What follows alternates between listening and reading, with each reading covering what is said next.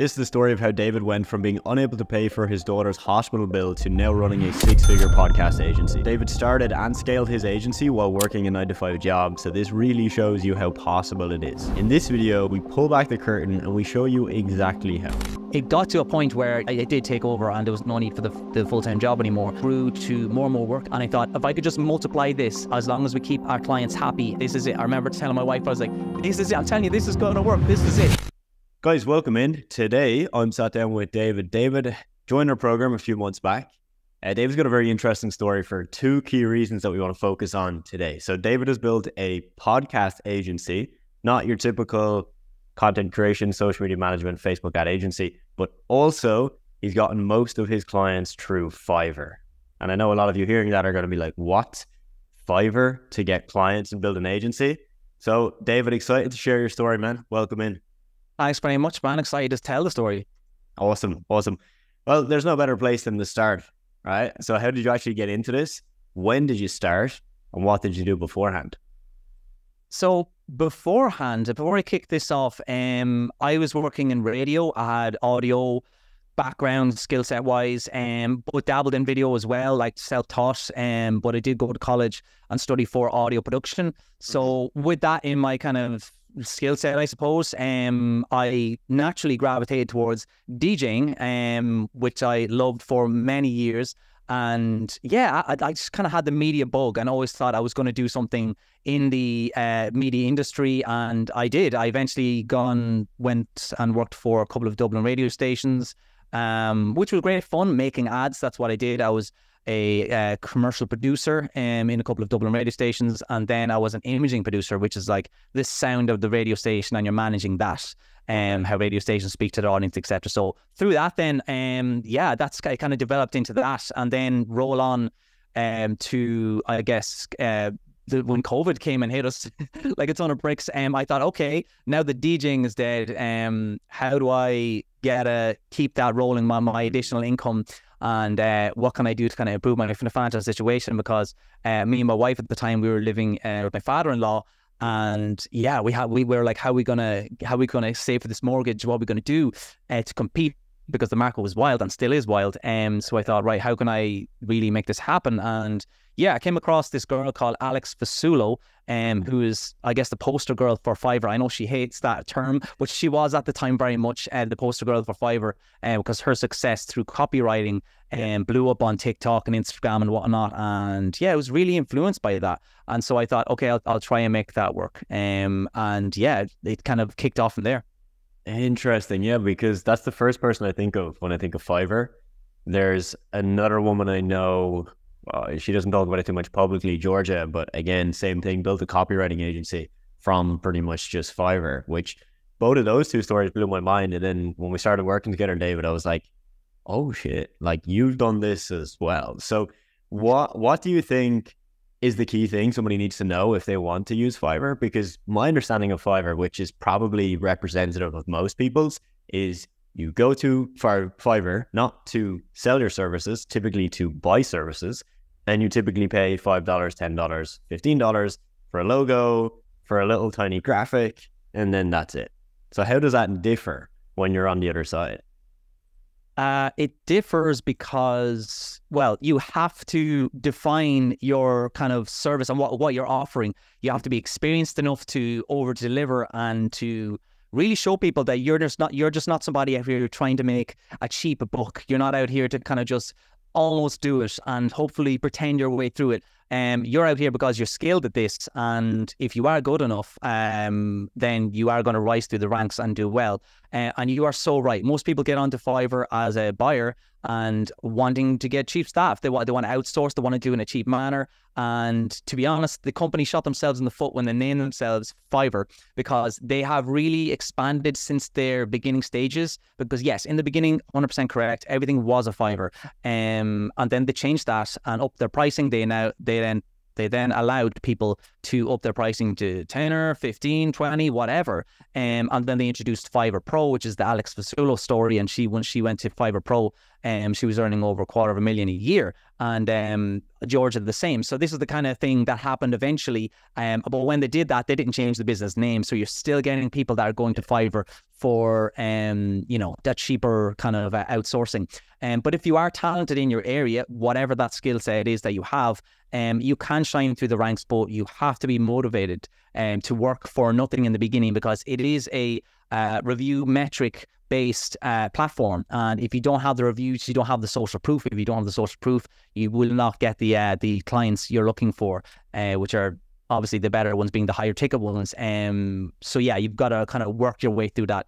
To put it briefly, Fiverr is a long game, and you have to be willing to play that long game in the sense of over delivering and really just making people think, wow, this guy is a partner we can work with rather than someone that you work for, and that definition comes over time when you gain confidence, etc., in dealing with people face to face, which is what happened with me. I gained confidence, even though I studied audio, diplomas and degrees and all that stuff, but ultimately still delivering to someone in the United States made me more nervous than winning an award. Like, it was the weirdest thing. Even though if it was $5, it was still that feeling of, oh God, are they going to think I'm a professional?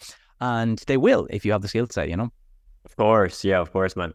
That's a really key point, right? That long-term mindset. Nobody we work with comes in and gets a six-figure business in a month. It's never happened. We've had people do it fast, 2 months, 3 months, but typically that's somebody that's had maybe a little bit of experience beforehand, right? For like beginners coming into this, if you're watching this, don't assume that you can just go to Fiverr tomorrow and make your first $1,000.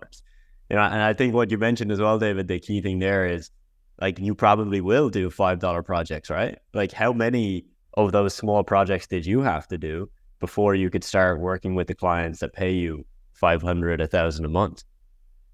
Good question.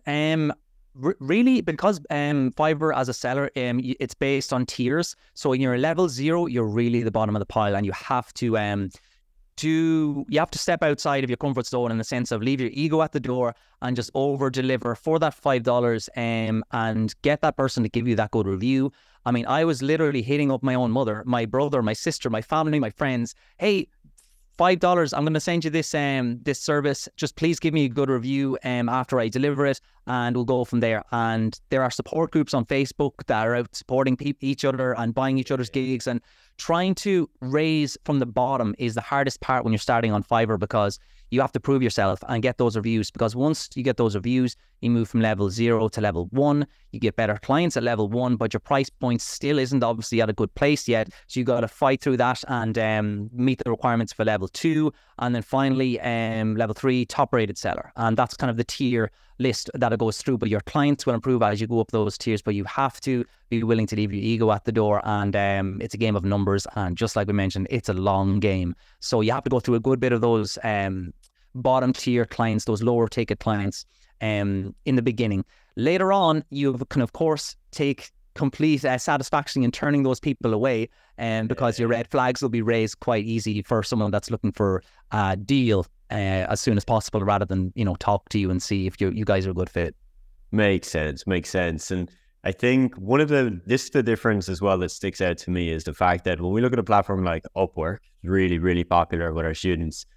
Upwork, yes, it's similar to Fiverr, where of course it's based on reviews, in that if you don't have reviews, somebody can see that you don't have reviews, and it doesn't look too good. At the same time, like our student success manager, Ty, I think he's got 2 reviews on his Upwork profile. I think the exact amount he's brought in through Upwork, at least 100K. So when you look at those metrics of like 1, 2 reviews, literally 6 figures through the platform, I think that's one of the differences, where on Upwork, you apply to a job. Whereas with Fiverr, it's, if I'm the person hiring you, I like just literally look at all the people offering podcasting services and I pick one and I pay and we go from there. Whereas with Upwork, there's that process where beginners can come in easier because 30 people will apply to a job.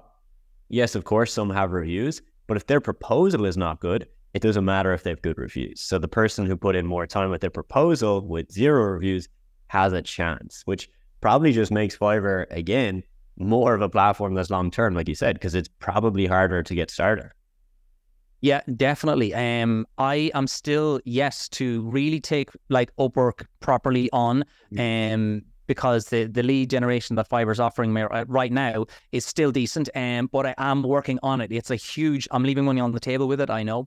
But this system, just like you mentioned, is very different. You apply on Upwork for jobs and you put time into your proposal. On Fiverr, clients come to you. They are warm leads. They come into your inbox and they're talking to you directly, and you know that they're interested. You just have to convert those. So yeah, that's the big difference. And yeah, it's just kind of knowing which one works best for you. But thankfully for me, it has worked well for me. Within the niche of podcasting, that wasn't in fact my first service that I started with on Fiverr. I actually was just putting up every skill set that I had. I was really just testing the niches to see which would be better for me to obviously get money from, but ideally to deliver the best quality product or service rather I could for clients. And mine was multiple kind of facets, because I have experience in script writing for commercials. I've experience in voiceover. I've experience editing audio, and then video as well. But in that order, that is how I kind of put my services out there first. Originally, it was script writing, which did well actually during the pandemic. And then voiceover, not so much. The Americans don't like too much Irish voiceovers in their ads, which is fair enough. But then the third one being audio editing for commercials. It was hit and miss because it wasn't, and this is the big keyword that kind of changed it for me, it was recurring. It wasn't a recurring revenue model. But then when I started thinking about podcasts, because God knows I listened to about 1 million of them during the pandemic, and I thought, wow, why haven't I started this yet? And yeah, once I opened that gig and got good reviews in the door, it blew up from there.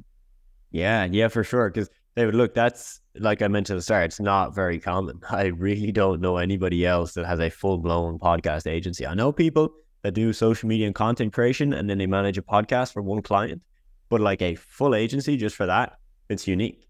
So I want to dive into that, and I want to dive into it. In terms of, let's start with the pricing, David. With the clients you have now, what's the typical range from lowest to highest on a monthly basis that a client would pay? Anywhere from 500 to 1900 is our lowest to highest spectrum at the moment. Gotcha. And within those packages, if I was signing up, what would I get at 500, and then what would I get at 1,900? So 500 is the smaller, it's our lowest tier, and it basically includes like 20 minutes of a podcast, and without highlight clips, you'll get a teaser clip. The deliverables you get per podcast is essentially a video version of the podcast, an audio version of the podcast, and essentially that's it. No added extras, etc. But that is a weekly recurring. And then going to the 1900, that is as long as a podcast as you record, which we have up to 2 hours, 2.5 hours, sometimes even. And then that includes all the bells and whistles, your captioned short form clips, your teaser clip, your podcast trailer, your episode thumbnails, your name titles on screen. We really throw all the bells and whistles at our top tier packages, and the results are great from those, because people are filling out their content marketing calendar so much easier by just going, oh, great. Here's a ton of clips that we can use across all platforms, LinkedIn, YouTube, all that good stuff. And of course, here's a thumbnail that we can use for uploading, etc. So yeah, it just gives people more tools to really push the marketing side of things, because we've noticed that podcasts that stay stagnant and they don't grow are the ones that really aren't putting the effort into their guests, firstly, their content as well, secondly, but thirdly, is their marketing, is just really not dialing that in and not telling people enough about what you're doing and what value people can get from it. And these marketing materials, such as the short form content clips, are gold. They're golden nuggets, and we've had clients that have exploded because of it. Love it, man. Love it. Now, a doubt that a lot of people that's going to come to a lot of people's minds, right, is it's not a revenue driven service. Right? A lot of people that are interested in this space, they look at Facebook ads, they look at something where client pays X, I can guarantee them X return, or very clearly show them this is the exact return I made you. How do you navigate that with your clients, David? And what is the number one reason why they buy from you? The number one reason people buy from us is time, because the biggest mountain to climb when you're a podcaster is there is so much to learn here. I don't know if I have time to do all this, but I just know that right now we are leaving money on the table by not podcasting and not telling people about our businesses and what we're doing. And there's so many leads that we could be generating because of this. So people are seeing a huge opportunity in podcasting right now. and it shows in the people that come to us, because we get businesses, we get agencies that are outsourcing, and of course we get personal brands coming in as well, just wanting to record a conversation with two people, just just having a chat, right? So we get all types of everyone, but the really where the ROI is the engagement people are getting from the value they create. And I mentioned about guests being very important, because you have to have someone on that's really speaking to your audience directly and kind of solving the problems that they have in their lives and are offering solutions. And that value can be in the form of education, inspiration, entertainment, whatever. As long as it's one of the value pillars that your brand represents, then you can really talk directly to them. And it's about free content for your audience, essentially. If they see enough of your short form to really like you as a brand, they'll come back and they will convert to your long form podcasts, and they will essentially convert to listen and watch everything and become a fan. And that's really what you want people to do. So we've had a lot of clients that have done that and have sent us thanks. So we're watching their accounts on social media and seeing hundreds of thousands of views on things and engagements, and it's amazing to see, and it brings a smile to my face to see it really work out, the whole strategy, from guest to questions being asked to having the right content on their short form to really explode. And yeah, it shows, and that's kind of the value in it for them. 100%, man, 100%. With our agency as well, that was always something for us that we loved. Like, of course, you're running the business to make money. That's number one priority. But on top of that, when you actually then see your clients get results, it's one of the most fulfilling things, because you did it, and you just know that the reason they're paying you is now justified. Like, they're going to see that as, fucking hell, that was the best decision we ever made. And that just brings a smile to anyone's face, man. And to go a bit deeper on that, David, recently I had one of our students, George, right? I did a podcast with him literally like about 3 days ago. George actually found me through my podcast, and I don't have a serious podcast. I just take a YouTube video, cut out the video, and put the audio on Spotify, the most basic form you can ever think of. And he found me because he didn't find me on, let's say, TikTok and then find my podcast. He went to Spotify, typed in social media marketing. Somehow I came up. He watched one podcast and bought my program. Love it, man. Like, the power of a podcast is incredibly underrated. And I think that's probably why, David, you're doing so well. It's because people like Gary Vee have been pushing this for years now. Do a podcast, start a podcast. And obviously a lot of people don't. And these trends tend to lag. So when Gary started talking about it, I don't know, 4 years ago, a lot of business owners are only going to now, 4 years later, take action on that because they knew I should have done it 4 years ago. And a lot of people, when they have that decision, it's, do I just never do it, or do I do it now? Better to be late than just never start, right? Totally. We get marketing managers coming into us almost in an urgent manner. Guys, we really want to get this podcast started. We have a couple of guests in mind. Help, It's almost like, but we know we're late, but we need to get there. We need to get this done, And it's amazing to see, because they're right. Better late than never, just like you said. But the value is totally there. And yeah, they're more than likely listening to a ton of podcasts in their niche themselves. Why not take a part of that pie, so to speak? Yeah, 100%, man, 100%. David, when it comes to like just the inner workings then of your podcast agency, like what I assume at the start, as you mentioned, when you're transitioning from, the script writing, the voiceovers to then doing podcasting, you probably did everything yourself. And I know now you have some team members, you've got people that help you out. So if you want to just give like a real quick, what it used to be versus what it is now, and who do you have on your team and what do they do? Yeah, sure. So originally, of course, it was just me editing the podcast, audio and video. And then quickly, like anybody else in the world, realizing time is of the essence and there's only so much hours in a day. Because currently, or at that time, I was working a full-time job and doing this as well. So I was like splitting my day, 4 hours in the morning, waking up at 4, doing the 4 hours, and then, breakfast, family, and then into my job, and then doing 4 hours. And it was nuts in the beginning. Right. But it got to a point where, I did take over and there was no need for the full-time job anymore. But that started in the beginning, and then it grew to more and more work. And when I realized, okay, I really need to delegate here, I started looking online. I started finding Facebook groups of video editors, jumping onto foreign websites to check out some talent over there. I'm really just dipping my toes in the water to see where is a good place to start to find people. And then I came across, would you believe it, the first guy that I found is actually a guy that's still with me years later. He's now my ops manager. He used to be just an editor. But yeah, he's fantastic. His name is John. And yeah, so he was my first hire. And the second that I hired him and I saw the results from just giving that person enough information that they can do the job correctly, it was like this massive light bulb went off and I thought, wow, delegating is the way. This is how we scale. And it was the most exciting thing. And I thought, if I could just multiply this as long as we keep our clients happy, this is it. This is it. I remember telling my wife, I was like, this is it. I'm telling you, this is going to work. This is it. And it did, thankfully, because I got to repeat that process and hire more and more staff. Eventually, we got to a point where we are now, where we have 6 full-time video editors, and we have 3 full-time short-form editors, and we have an operations manager, and we have a QA manager, and a thumbnail designer. So it's it's getting to that point now where, I mean, I'm always looking for new talent anyway, just to see what's out there and to see where we can over-deliver and maybe move into more motion graphics and maybe some animation design for audio-only podcasts, etc. So yeah, we're a couple of sticks in the fire, so to speak. But yeah, it's a great team, and I'm only as powerful as my team. You know, I'm so grateful to be working with people that have amazing talent, and yeah, it's fantastic, man. I have to pinch myself sometimes. It's nuts. Yeah, 100%, man. David, you mentioned something that I really want to touch on there. Okay, so you said your wife, right? So explaining to her, this is going to work, this is going to take off. What was that like? Because you mentioned you guys were married, right, before you started this, and as you were transitioning from like full-time job to this, what is that like? And, you know, has she helped along the journey? Do you feel like it's been a big part of it, or how would you look at that? Yeah, I'm gonna get in trouble, man.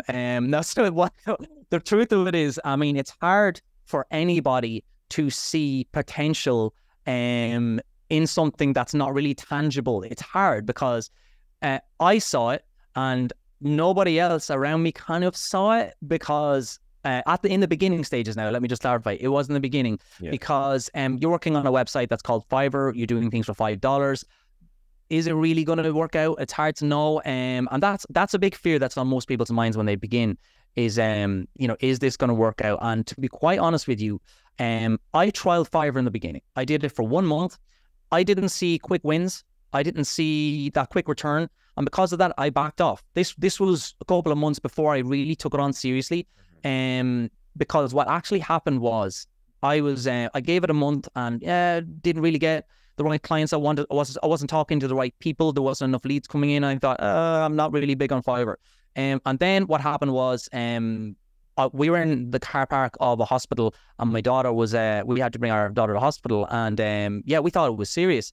And I was sitting in the car and I was like, Jesus, man, I actually don't know if I have enough money for this. And I checked my account and I didn't even have €100 in it. And I thought, Jesus, man, I just felt like such a failure at that time. It was the most strongest feeling since holding my daughter in my arms it was just so strong, because it was such an anchor for me, because it really cemented my motivation in wake up. What are you doing? Make it work. It doesn't matter how, make it work. And I'll to this day, I still feel like that was my biggest why was because of that moment. And I started Googling how to manage finances, you know, Rich Dad, Poor Dad, all of that. I read all the books. And since then, you know, it has helped my business, but more importantly, it's helped my mindset and my focus. And since then, I have just gone straight and I've just been laser vision focused. So to your point, my wife did see that over time. She saw my work ethic, just like I mentioned, getting up at 4, working a full-time job, making it work, and then showing her at the end of the month the revenue and seeing things come in and improve month on month, year on year. And there was no question. In the beginning, it was like, give it a shot. You know, I'm not so sure. Maybe we should try something else. But then it turned into, oh my God, this is amazing. I'm so proud of you. But yeah, that was a long game. Yeah, solid, man. Solid. Super interesting to get that perspective, David, because a lot of the people we work with and have, you know, on interviews are typically younger, right? They're typically 25, 26, typically single, or they've got a girlfriend, or they're a girl, they got a boyfriend, whatever. It's different when we speak to somebody that's got a wife, kids. It's a whole different scenario, one that obviously I can't relate to. So I'll just always try and understand that. I think what you mentioned there about that moment in the car park with your daughter where she was going to go for treatment and just not knowing if you could afford it, Mm. Moments like that are probably what make us, right? And just from the way you even said it there, I could feel, like you said, the depth of that feeling, that emotion, but also how you didn't just see that and say, oh, the world is terrible and this life is so hard. You know, you might have had that thought for a split second, but you then switched, right? Like you went, how the fuck do I do this? Let me go and figure it out. And I think that's the admirable thing. Totally. Like I'm always the type of person, if I don't know how to do something, I'll try and figure out a way to do it. But I think I wouldn't be here without my why. It's the biggest anchor and it's the biggest motivator for me, because I could have been complacent and gone, I can always lie back on my full-time job and, you know, if it doesn't work, it's okay. But no, I was determined because of that reason and other reasons as well. You know, I wanted to be my own boss and I wanted to have something that I'm proud of and hopefully a legacy in time. But ultimately it was that really like cemented my motivation, and it wasn't a question. I mean, where your why is the most important, in my opinion, is yes, it's your motivation, but when that alarm clock goes off at 3 o'clock, 4 o'clock in the morning, if you have to, that is your why. And it actually turned out to be like robotic for me. It wouldn't be a question. It wouldn't be, oh God, I'm not feeling like it today. That thought never entered my mind. I had this beastly hunger because of that, and I was able to do those two jobs at the same time, and it was cement, man. It was just cement. And it's just, I think having a huge why and a reason and writing it down and having it on a wall. I had this whiteboard when I lived in my father-in-law's, and it had like 5K a month, and it was like in circles, in big red bold circles. And yeah, I just every day I would look at that and go, this is what's going to happen. This is what's going to happen. And I just feel like I manifested that shit, man. It just took a long time to kind of get to that point. But when I got to the why, it just clicked. Everything just clicked because there was no question. It was laser focus. So yeah, a huge motivator is your reason why, in my opinion. Love it, man. Love it. Well, look, David, I think people are going to have more questions. So maybe we'll need to go and do a part 2 sometime in the future. Are you posting content at the moment, David, on like Instagram or any social media? If so, we can plug that and people can check it out. For sure, yeah. Dave at Podcast Geek on Instagram, and Dave _ a Podcast Geek. Posting content on there related to podcasting and posting some wins as well for my clients as well. So yeah, posting more regularly now, getting back on the horse because the business has taken so much of my time. But yeah, that's where you find me. Amazing, man. Amazing. Well, Dave, appreciate you coming on, man. That was a powerful story. I've got goosebumps just listening to that last little section there, man. So really appreciate it. There you go, man. Delighted to be here, man. Thank you. So make sure to connect with David. We'll leave the links to his social media down in the description of the video. So since David started working with us, it's been quite inspiring to see his progress. He's been building up his team and getting appointment setters and other key people into his team so that he has the systems to scale. If you want any more information about what we do and how we can help you, there'll be a link in the description of this video to book a call with us. We'll chat to you soon.